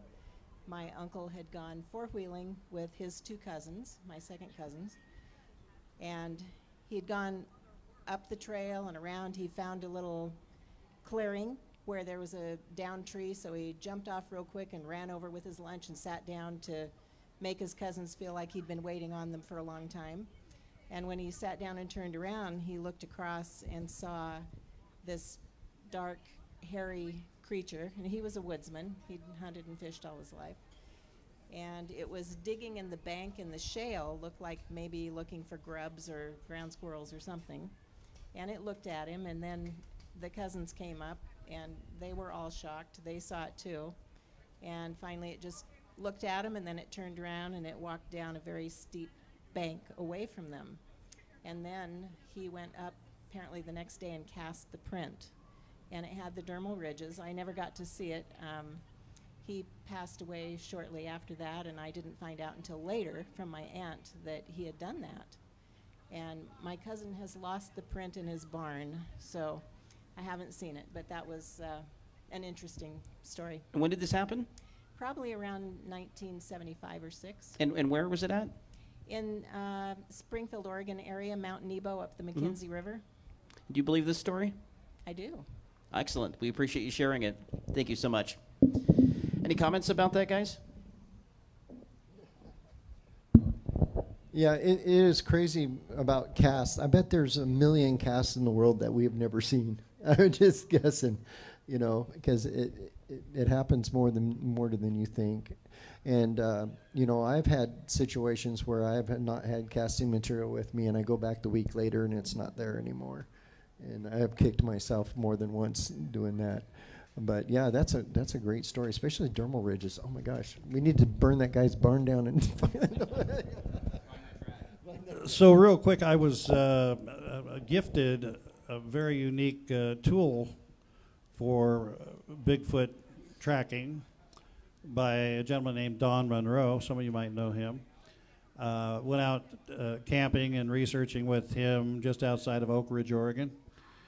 And what he gave me, it was kind of brilliant, because he said, I got this walking stick for you. And he handed me this stick that he had wrapped with camouflage tape and whatnot, but it was just basically a PVC pipe about 1 inch in diameter and about 5 feet tall. Big deal, right? No, you take the cap off, it's full of plaster. That's how he carries his plaster in the field. So he has at least enough to do one track, and it's a walking stick. But if you didn't know that the plaster was in there, it was just a PVC pipe. But I thought it was a pretty clever idea. That is very, very clever. Hi, we have another person who's ready to share. What's your name and where are you from? Hi, my name is Leanne, and I'm from La Grande, Oregon. And I have a two-part question. The first question is, my husband and I were just spending time around the town, and we ran into a lady that said, we explained that we were here for the Bigfoot Festival. And she said, oh, I love to go hiking in the Elkhorns and place fake footprints. Do you have a way to determine real versus fake? I would say, for starters, that nobody is going to go way out of their way to hoax somebody by putting a track 2 miles off of a road anywhere. So I take into account how accessible it is to the general public, because the whole idea of a prank or a hoax like that is to say, aha, got ya, right? And if you're putting them out, if you're finding tracks way out in Timbuktu like that, I give that a lot more credibility than those that you find, just right alongside the road. But there's other ways to tell. Generally, the difference between human tracks and Sasquatch tracks, or the Sasquatch track, a 12-inch track of a human is going to be a lot narrower than that of a 12-inch Bigfoot track. The ratio between width and length are completely different. And you're certainly not going to find dermal ridges in a fake track. So, I mean, that's kind of what I look at is where, location and opportunity for that hoax to even be discovered. Yeah, and there's another thing, too. There's a certain morphology to Bigfoot tracks. And we have evidence, even from the Patterson film or from the Freeman film, that we've got pictures of the Bigfoot making the tracks that they cast. So we know that came from that Bigfoot, and we know what the morphology of the foot is, the width and the length, and there's numbers involved in calculating and stuff. And unless you're a Bigfoot expert or a podiatrist, to make a fake footprint is pretty hard to fool people who've been doing it for a while. Thank you. That's kind of what I thought. I just wanted to get that out. Was there a second part? Yes. So the second part is I'm just saying I'm a believer. I haven't had an experience, but what are your thoughts on them being interdimensional beings? I've heard many cases of them seeing orbs before they see the Bigfoot or after UFO sightings, that kind of thing. I believe 100% that they are interdimensional. That doesn't mean that they are flesh and blood. They can be flesh and blood, but they can come into our plane of existence through an opening, such as a portal. There was one story that really jived with me. I heard it firsthand from a gentleman who said he was walking down a a trail somewhere. I don't even remember where it was, but his foot disappeared in front of him. You imagine you're walking along and you put your one step forward, the next one, and your foot disappears, and you can't see your foot. He pulls his foot back out, and obviously his foot is there, and he turns around and walks back the other direction. I believe legitimately that man was on the brink of entering a portal. He may not have returned if he had entered there. We've all seen the show Stranger Things, right? Stranger Things, the upside down, how you can be there, but you can be so far away. So yes, I think they are interdimensional, but that does not mean that they're not flesh and blood. Let me give you my answer in two different versions. So my long answer is that I know that I'm not smart enough to know everything. I realize that, and that I could be wrong about a lot of things. And if you bring me the evidence that shows me proof, or the possibility, at least, through evidence, that they're interdimensional, I will look at it and I will consider that. But my short answer is no, not at all. All right, I want to add something to this. There have been DNA studies, and they've got DNA from hair samples and scat and Bigfoot and stuff. But here's the thing that people don't know. Did you know that you have the same DNA as that tree over there? Okay, there is a base pair of DNA that's in everything that's on this planet. There is a code that says you're from Earth. There's only one creature on this planet that does not have that code, and that's an octopus, and they're not from here. But the DNA that we suspect that are Bigfoot has that code, that they're from Earth. Appreciate it. I mean, for me, the first rule of thumb when anybody presents some sort of evidence that seems to step outside the boundaries of a biologic specimen or species is to ask, show me any other species that have this purported capability, and then we can talk. Okay. Now, maybe someday we'll find that there is a species on this planet that can do that. But to simply apply as a certain supernatural ability, sometimes I think it's born out of frustration. I've known a lot of people that started out thinking biological, and then they decades and decades later, they kind of start coming over to the woo a little bit and talk about all kinds of quantum theory and what have you, that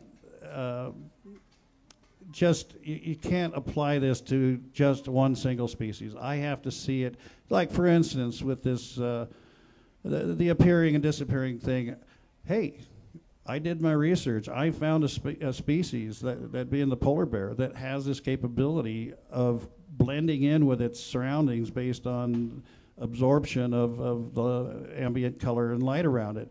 So, hey, I can go with that, but hey, could that not be an explanation for them appearing and disappearing? You know, the eye shine thing, I put that in the paranormal category. And let's face it, paranormal or supernatural just means we don't know for certain. There's a lot of things we know today that would have fallen into the supernatural or paranormal category, say 100, 200, 500 years ago, that now we know, hey, it's not supernatural. Yep. Anybody else want to share with us? You're welcome to come up and join us. I want to give Todd the opportunity to speak about Peter Byrne. It's very sad to learn recently of Peter Byrne's passing. You know, as we did the show a couple of years ago here, I was certain that we would mention him as part of the history of the Pacific Northwest. He's mentioned in FBI files. I know that there was a letter that he sent that he didn't hear about for many, many years. And he gave a lot to Bigfoot research. I know he gave a lot to you personally, and so I'd like you to share a few comments about the late Peter Byrne, if you'd be so kind. Well, thank you, Jeremy. I appreciate that. for those of you who don't know Peter Byrne, he was born in 1925, and he was born in Dublin, Ireland. And growing up, his mother asked him, what do you want to be when you grow up? And he said, well, one of three things. I want to be a bullfighter, a race car driver, or a pilot. And she said, well, bullfighters are just after the women. Race car drivers, too dangerous. Maybe he should go on to be a pilot. Well, lo and behold, he ended up joining the British Royal Air Force during World War II and flew in the Indian Ocean Theater search and rescue missions. And then he got held up after the war, got held up in India, and being Peter, he's very much an explorer. He had some time to explore India, fell in love with it, ultimately became a tea plantation manager for some time and a big game hunter. There is such a thing as a great white hunter, or a GWH as it's known, and that is that you had to have killed at least 5 large game species. And that led him to become a safari guide in Nepal. And it was one of his clients by the name of Tom Slick that he had led on safari in Nepal. And Tom Slick was a multimillionaire, and he was a little bit eccentric, you might say, and he was really into the whole Yeti discoveries in the Himalayas, or Himalayas as Peter would call it. So he hired Peter Byrne on to do research in Nepal, specifically the Himalayas, to try to locate the Yeti. And as time went on, in the late 50s, the tracks were coming out of Northern California of the Bigfoot, and Tom got a hold of Peter and said, I need you to come over to the United States and look for this Bigfoot. And Peter said, I'd never been to the States, but I always saw them as being concrete and blacktop. And he was really shocked to find out that the Cascade Mountain Range, which starts in Mount Lassen, California, and stretches on to Canada, had actually a bigger footprint than that of the, no pun intended, of the Himalayas. You know, they weren't as tall, but the mountain range is actually larger. So Peter got here in late 1959 and joined the Pacific Northwest Expedition, funded by Tom Slick. And it just goes on from there. He spent 60 years of his life devoted to finding Bigfoot. Wow. Never had a sighting of his own, found lots of evidence. And 30 years ago, Peter came out to investigate my sighting, and we became fast friends, and were friends till he passed away just a couple weeks ago. We did investigations together. We did several expeditions together. And we've just lost a giant in the field, and he was a one-of-a-kind man. His life would make an amazing movie, but he lived 10 lives in his 97 years. But he'll be missed, but he contributed a lot. He wrote probably 7 or 8 books on Bigfoot. They're out there. Been on hundreds of TV shows over the years. But more than that, he was my friend. Yeah. Thank you for sharing that. Really appreciate it, Todd. And Michael, your father also had some excursions. I believe one at a cave, is that right, where he went out with Peter Byrne? Is that correct, or am I making that up? Yeah, I think you're making that up. Okay. Peter came to visit us in 1987 and went on expedition in the Blues with my dad for some time. I have some photos of that. And I have a couple letters of correspondence back and forth between my father and Peter Byrne as well. And he always seemed to be, at least in the letters of correspondence, very kind and straightforward. And I just, I will, out of respect, I will say that I hope he rests in peace. Absolutely. Well, I just want to thank everybody for coming out, sharing your stories, great questions. We appreciate your participation, and we want to give everybody here on the panel a chance to say some final comments before we bid you adieu. Scott, go ahead.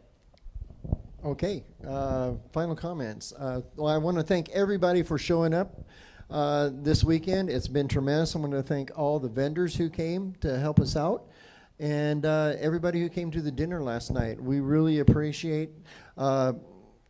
This wouldn't happen without the public participating, and we want to thank you guys for showing up and helping us to make this a great event. So thank you. I would like to thank Scott and Hannah for their hard work in putting this together. Can we get a hand for Scott and Hannah? Thank you so much. It's a lot of work, trust me. I put on an annual conference myself, and it just it's really a labor of love, and appreciate what you've done. Parting words. We don't know everything that's out there. You think in terms of just the ocean itself is 70% of this planet, and we're finding new things all the time. New species and subspecies are being discovered, and I think that's the kind of the cool thing when it comes to Bigfoot, is that because mainstream science has been reticent to get involved, step outside of the box, so to speak, and entertain the idea even that these things exist. It's opened up the door for people like you and me, citizen scientists, to get out there and do the work. But I'm going to tell you this. You got to get out there. They're not coming to you. You can't win if you don't play. And so I'd also just say keep your eyes and your mind wide open, because before I had my sighting, I had hunted this area for 10 years at least.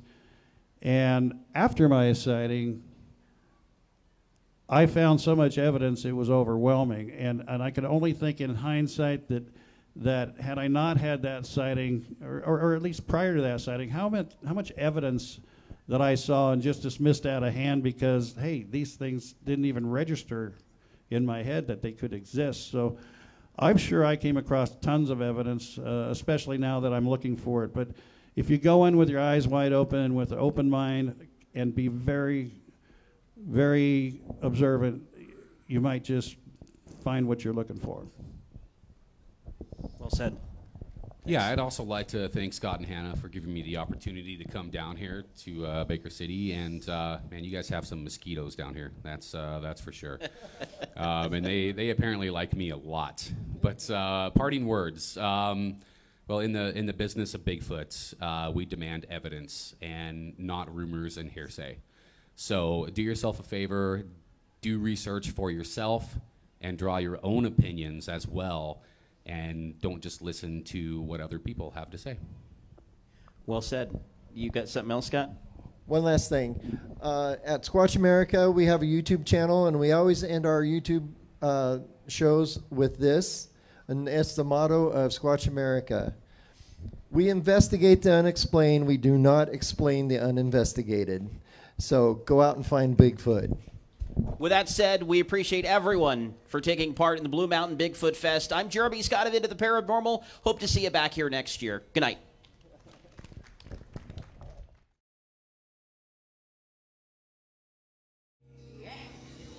Good morning or good afternoon, wherever you may be from the Blue Mountain Bigfoot Fest here in Baker City, Oregon. I'm Jeremy Scott. I know the stances. Like garbage. All of it.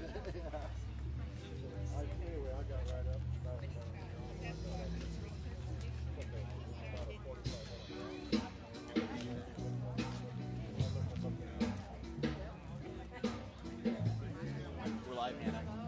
Hello. Say hello. Hello.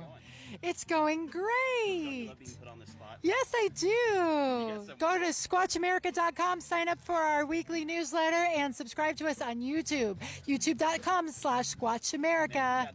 You got this down like you've done it before. Squatch America is our wonderful host, so do everything that Hannah just mentioned to you. And if you are out here in Baker City, come check out their merchandise, which you can also order online. And they've got some casts that are available here for display. I'm not sure if they're available for purchase or not.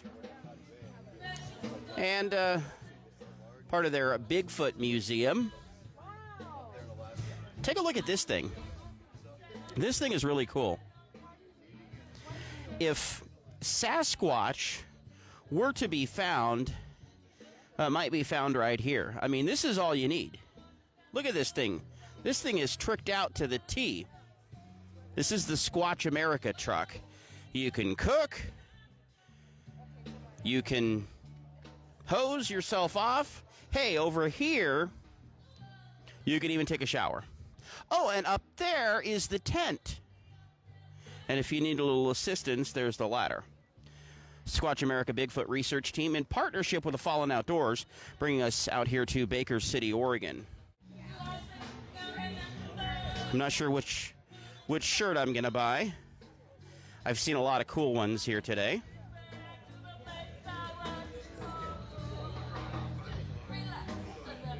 Everybody's having a wonderful time here, though.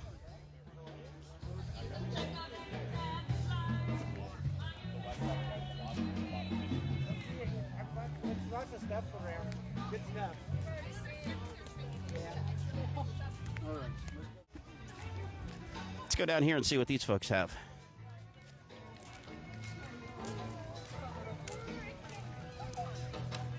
So where I stayed last night, the Ice and House Bed and Brew. Highly recommended if you're in the Baker City area. We got some stuff for sale here today. Oh, that's cool. Look at that. Only $10 for that.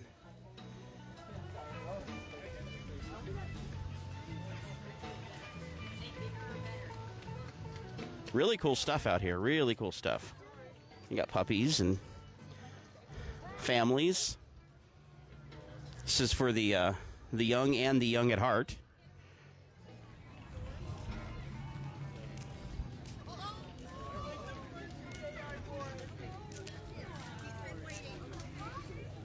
I smell kettle corn. I smell kettle corn. There's where the kettle corn's made. There she is, hard at work. Packaging up the kettle corn. I'm sure there's a lengthy process that goes into making the kettle corn before it goes into the bag. Oh, that's where it's made. Oh, there they go. On a hot day like this, that takes some dedication.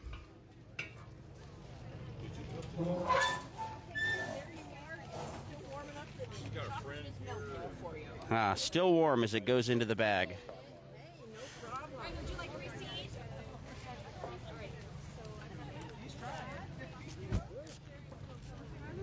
Oh, 4 times? Nice. Love you guys.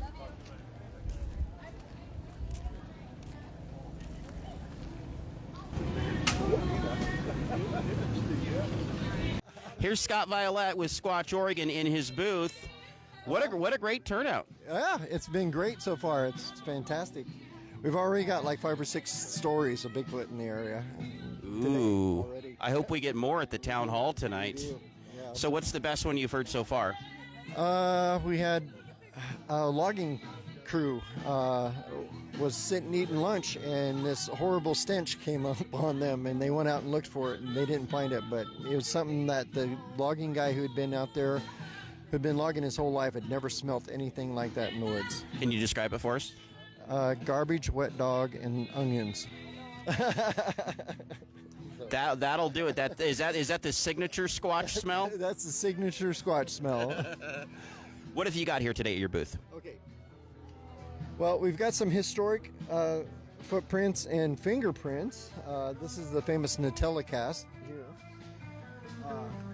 Those are the fingerprints that were inside a jar of Nutella that was set in the woods, and the creature reached in there. And so Bigfoot eats Nutella is what you're saying? Well, he didn't like it. He left it. He took one bite and dropped it and walked off. So Bigfoot does not like Nutella. Good to know. You learn something every day, right? And these are footprints from the famous Patterson film from Patty. And I actually have some sand from Bluff Creek right here that these footprints were taken from. And then, of course, we got all the Freeman stuff here, but Michael can tell you about that a little bit better. And then all down here is all our stuff that we've recently found. Now, is the one you got from Michael here yet? Do you have that in your possession? The what? No, he still has it over there. Oh, he hasn't forked it over yet. Forked it over, yeah. But you're going to get it by the end of today. By the end of the day, yes, he promised me to get that one.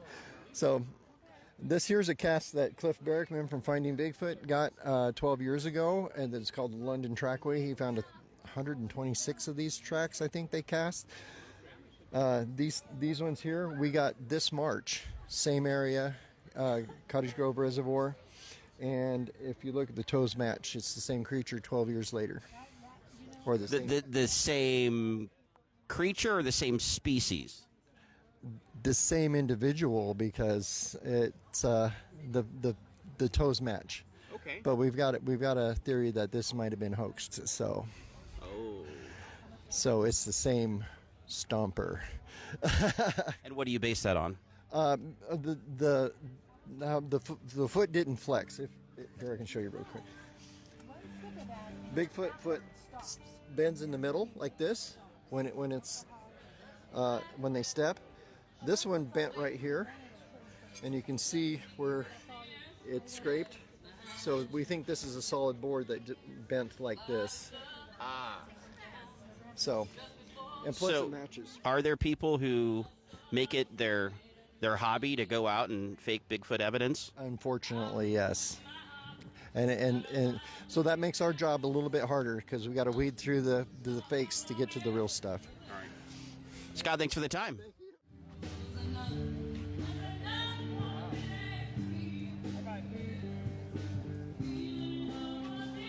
Here's the aforementioned Michael Freeman, who is the son of the late Paul Freeman. If you know your Bigfoot history, you know who the Freemans are.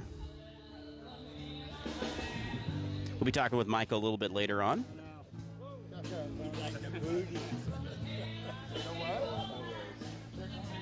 Absolutely, please do. They're the same. It's just the front and back. Michael, do you have a website? No website. So your best bet is to come on out here and get one of these.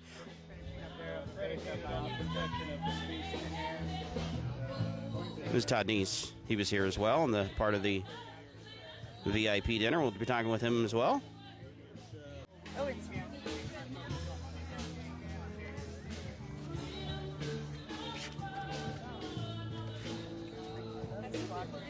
SasquatchPrints.com. I think you can get most of this stuff online. Is that right? Eventually. Eventually. Running out of a lot. Yep. Bigfoot merchandise is a big business these days. And fun. And fun, he says. This is Brandon. Say hello. Hello. And you're from? Pocatello, Idaho. SasquatchPrints.com. Do you do research as well in addition to making this? I would say I'm an enthusiast, not a researcher. When you're friends with Dr. Meldrum, you really can't call yourself a researcher unless you're at that level. So. Right on.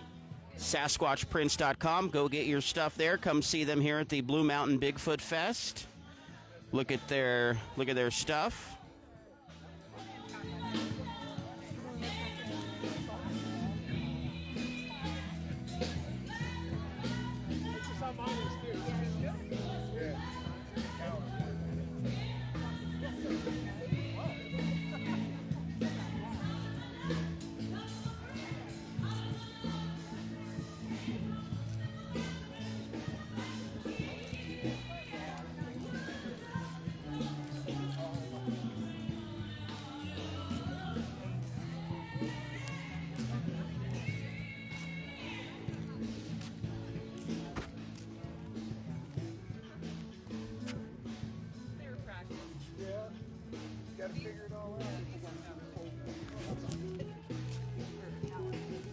Really cool stuff out here. I mean, if I had $1 million, I'd buy it all.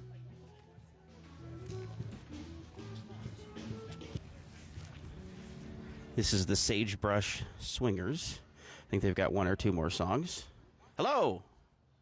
Well, you wake up in the morning, yeah, work bell ring, then they march you to the table, you see the same old thing, ain't no food upon the table, and no pork up in the pan. But you better not complain, boy. You'll get in trouble with a man. Well, that'll do it for talking and squatching here from the Blue Mountain Bigfoot Fest in Baker City, Oregon. I'm Jeremy Scott.